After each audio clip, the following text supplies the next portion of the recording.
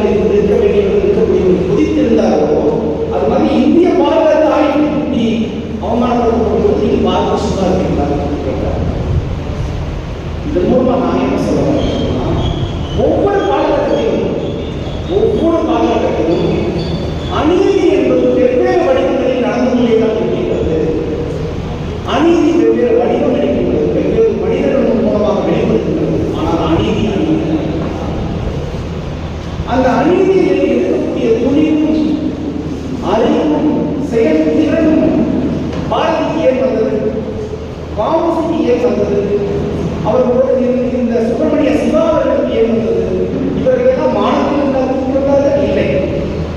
இவர்கள் தான் அநீதியை பார்த்து தூங்கிடக்கூடிய அறம் என்ற அந்த ஒரு ஆங்கிலத்தில் எத்திக்ஸ் என்று சொல்வது இல்லையா, எத்திக்ஸ் அறம், அந்த அறம் என்ற குணத்தை பெற்றிருந்தார்கள். அந்த அறம் என்ற குணம் அவர்களை எங்கே கொண்டே நிற்படியது?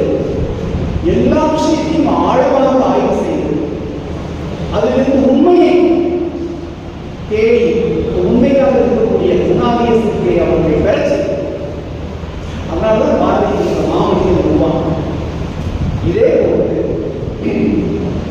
ஒவ்வொரு காலகட்டத்திலும் அநீதி வெவ்வேறு வடிவங்கள் எடுக்கின்றன, வெவ்வேறு மனிதர்கள் மூலமாக வெளிப்படுகின்றது. அந்த அநீதியை பார்த்து அறச்சீற்றம் கொள்ளுங்கள் என்பதுதான் பாரதியாருடைய வாழ்க்கையினுடைய தத்துவம், வாழ்க்கையினுடைய பாடம் என்பதை நான் உங்களுக்கு மத்தியிலே சொல்ல விரும்புகிறேன். ஒரே ஒரு